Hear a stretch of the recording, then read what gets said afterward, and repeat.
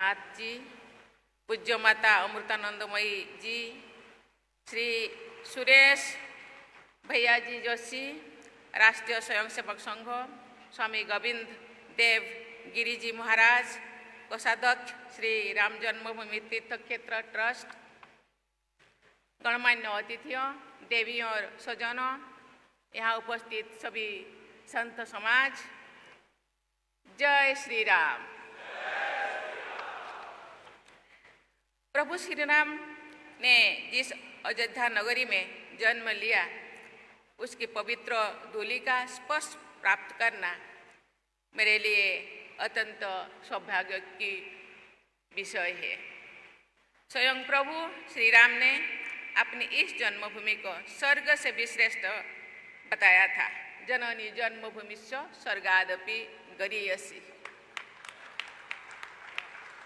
इसी अयोध्या यानी अवधपुरी और आसपास के लोक भाषा में संत कवि तुलसीदास जी ने श्री रामचरित्र मानस की रचना की थी। मानस में प्रभु श्री राम सीता जी से कहते हैं, यद्यपि सबने वैकुंठों का बखाना किया है तथा वो वेद पुराणों में वर्णित है, जग प्रसिद्ध है, लेकिन वैकुंठ भी मुझे अवधिपुर जैसा प्रिय लगता है।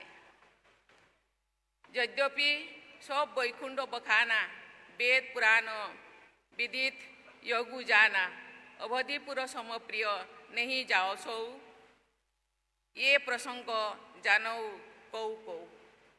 ये अयोध्या नगरी सभी राम भक्त के लिए भी सर्वाधिक प्रिय है। राम रावण युद्ध में विजय प्राप्त करने के पश्चात माता सीता और लक्ष्मण जी के साथ प्रभु श्री राम के अयोध्या आगमन का अत्यंत कलात्मक रेखाचित्र हमारे संविधान की हस्तलिखन मूल प्रति में शोभायमान है। ये रेखाचित्र मूल अधिकार के अत्यंत महत्वपूर्ण भाग 3 के आरंभ में दिखाई देता है। मुझे ये देखकर प्रसन्नता हुई है कि इस चित्र के विषय में जानकारी और जागरूकता प्रसारित की जा रही है तथा जनमानस को संवैधानिक आदर्श एवं पवित्र सांस्कृतिक प्रतीकों के साथ जोड़ा जा रहा है। चित्र चैत्र शुक्ल प्रतिपद संवत में 2083 के शुभारंभ के दिन नवरात्र के प्रथम दिवस पर यहाँ आकर मैं स्वयं को कृतार्थ अनुभव कर रही हूँ। मैं देश विदेश में रहने वाले सभी भारतवासियों और राम भक्तों को नए वर्ष की आत्मिक बधाई देती हूँ। नवरात्रि के अंत में रामनवमी के दिन हम सब प्रभु श्री राम का जन्मोत्सव मनाते हैं। मैं सभी को नवमी तिथि मधुमास पुनीता यानी रामनवमी के दिन मनाए जाने वाले सभी पावन वर्ष की मैं अग्रिम बधाई देती हूँ। इस पवित्र श्री राम जन्मभूमि मंदिर का भूमि पूजन, यहाँ रामलीला के दिव्य विग्रह के प्राण प्रतिष्ठा, राम दरबार का भक्तजनों के लिए खोला जाना तथा मंदिर के शिखर पर धर्म ध्वजारोहण की तिथियां हमारे इतिहास और संस्कृति की स्वर्णिम तिथियां हैं। प्राण प्रतिष्ठा के मर्मस्पर्श अवसर पर मैंने प्रधानमंत्री जी को एक पत्र लिखा था। उस पत्र में मैंने ये भाव व्यक्त किया था कि ये हम सभी के लिए सौभाग्य की बात है। हम सब अपने राष्ट्र के पुनः स्थापना के एक नए कालचक्र का शुभारंभ के लिए साथी बन रहे हैं। देवी और स्वजनों, हम सभी एक समावेशी समाज और विकसित राष्ट्र के निर्माण के दिशा में आगे बढ़ रहे हैं। प्रभु श्री राम के आशीर्वाद से बस 2047 या शायद उससे पहले ही हम उन लक्ष्यों का प्राप्त कर सकेंगे। 21वीं सदी में हमारे समावेशी समाज और विकसित राष्ट्र की परिकल्पना राम राज्य के वर्णन में प्राप्त होती है। गोस्वामी तुलसीदास जी ने कहते हैं कि राम राज्य में ना कोई दुखी है, ना निर्धन है, ना परावलंबी है, ना बुद्धिहीन है और ना ही कोई संस्कारहीन है। तुलसीदास अपने शब्दों में लिखते हैं, नहीं दरिद्र को दुखी न दीना, नहीं को अबूझ ना लक्षणहीना। पिछले दशक के दौरान 25 करोड़ से अधिक लोगों को गरीबी की सीमा रेखा से ऊपर निकाला गया है तथा ऐसे प्रयास के लिए किया गया ताकि वो गरीबी से मुक्त हो सके। राम राज्य का आदर्श आर्थिक समृद्धि और सामाजिक समरसता के उच्चतम मानकों को प्रस्तुत करना है।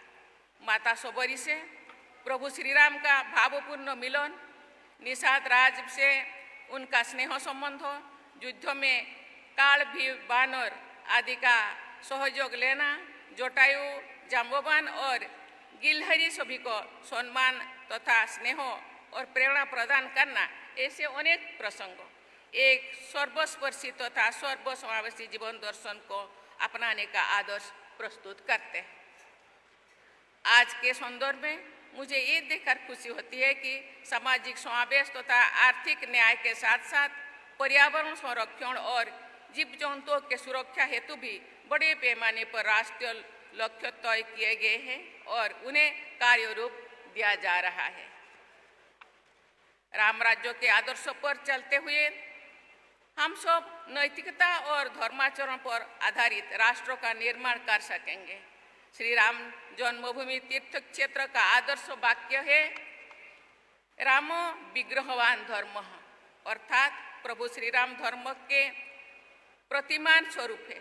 धर्म के व्यापक अर्थ के आधार पर निजी और सामूहिक जीवन को संचालित करते ही हम प्रभु श्री राम की सच्ची पूजा अर्चना कर सकेंगे।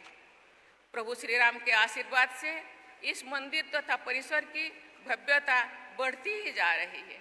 माता अन्नपूर्णा, माँ दुर्गा, प्रभु श्री राम परिसर तथा रामलाला का दर्शन करके मैं कृतकृत हो गई हूँ। लेकिन प्रभु श्री राम की असीम कृपा से आज इसी पावन परिसर में मुझे और भी पूर्ण लाभ मिल गया है। मुझे सप्त मंदिर में जाकर माता सबरी, निषाद राज, माता ओहला, महर्षि विशिष्ट, महर्षि वाल्मीकि, महर्षि विश्वामित्र और महर्षि अगस्त की पवित्र मूर्तियों का दर्शन करने और आशीर्वाद प्राप्त करने का भी सौभाग्य मिलेगा। मेरी प्रार्थना है कि प्रभु श्री राम तथा सभी देवी देवताओं एवं दैवी विभूतियों की कृपा सभी देशवासियों पर बने रहे। उन सब की कृपा से हम आधुनिक विश्व में राम राज्य जैसे व्यवस्था स्थापित कर सके। देवियों और स्वजनों, मैं चाहूँगी कि हमारे सभी देशवासी घोट घोट व्यापी राम के पवित्र शक्ति भाव के साथ एकात्म होकर आगे बढ़े। जन सामान्यों की भाषा में हम सब सुनते रहे हैं, मुझ में राम, तुझ में राम, सब में राम समाए। राम भक्त के पवित्र बंधन में जुड़कर सबके प्रति अपनेपन के भाव के साथ हम राष्ट्र निर्माण करें। इस दिव्य मंदिर के द्वितीय तल गर्भगृह में श्री राम यंत्र की स्थापना और पूजन करने का अवसर मुझे मिला। मुझ पर प्रभु श्री राम की असीम कृपा का प्रमाण है। ये मेरी विनम्र मान्यता है। ये श्री राम यंत्र कांची कामकोठी पीठ के जगत गुरु शंकराचार्य जी द्वारा प्रदत्त है। प्रभु श्री राम और भगवान शंकर के बीच दैवी स्नेह के आदर्शों को उनके भक्तों की परंपराओं ने भी अपने उपासना पद्धतियों में निरंतर बनाए रखा है। श्री रामेश्वरम में शिवलिंग की स्थापना और विधिवत पूजा करने के पश्चात स्वयं प्रभु श्री राम ने गोस्वामी तुलसीदास जी के शब्दों में कहा है, शिव समान प्रिय मोहे ना दूजा। श्री राम यंत्र भगवान शंकर की उपासना परंपरा से जुड़े कांची कामकोठी पीठ तथा श्री रामचंद्र जन्मभूमि तीर्थ क्षेत्र के बीच के प्रगाढ़ स्नेह का प्रतीक है। ये पारस्परिक स्नेह हमारी सनातन परंपराओं की आधुनिक अभिव्यक्ति है। ये मंदिर परिसर कला और शिल्प की अनुपम अभिव्यक्तियों से समृद्ध है। ऐसा लगता है मानो स्वयं भगवान विश्वकर्मा जी ने यहाँ विद्यमान निर्माण और शिल्प से जुड़ी संस्थाओं को और शिल्पकारों तथा श्रमिकों को कुशलता और प्रेरणा प्रदान की है। मैं सभी श्रमिकों, शिल्पकारों और निर्माण संस्थाओं की हृदय से सराहना करती हूँ। मुझे ये जानकर बहुत प्रसन्नता हो रही है कि प्रभु श्री राम जन्मभूमि के इस पवित्र मंदिर में देश विदेश से करोड़ों श्रद्धालु आकर दर्शन लाभ कर चुके हैं। अयोध्या धाम धार्मिक पर्यटन का प्रमुख केंद्र बन गया है। हमारे सनातन चेतना और ऊर्जा से जुड़ा ये मंदिर परिसर भारत के पुनर्जागरण के पावन प्रतीक के रूप में सदैव पूजनीय बना रहेगा। हमारे देश का पुनर्जागरण आर्थिक, सामाजिक, राजनीतिक और सांस्कृतिक इन सभी आयामों पर हो रहा है। देवभक्तों और देवभक्ति दोनों का मार्ग एक ही है। प्रभु श्री राम को सही अर्थों में नमन करना और भारत माता के बंधन करना एक ही है। जिस हृदय से नमामि रामम रघुवंशनाथम का भाव प्रसारित होता है, उसी हृदय से वंदे मातरम के हमारे राष्ट्रीय गीत का गायन होता है। राष्ट्रकवि मैथिली शरण गुप्त जी ने लिखा है कि पुण्यभूमि भारत के आकर्षण से प्रभु श्री राम ने यहाँ अवतरण किया था। गुप्त जी के महाकाव्य साकेत में प्रभु श्री राम कहते हैं, इस बुतोल को ही स्वर्ग बनाने आया। आज साकेत यानी प्रभु श्री राम की अयोध्या नगरी में हम सब ये संकल्प ले कि भारत माता के गौरव को विश्व समुदाय के शिखर पर ले जाएंगे।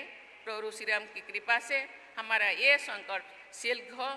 इसी प्रार्थना के साथ मैं अपनी वाणी को विराम देती हूँ। धन्यवाद। जय हिंद, जय भारत, जय श्री राम।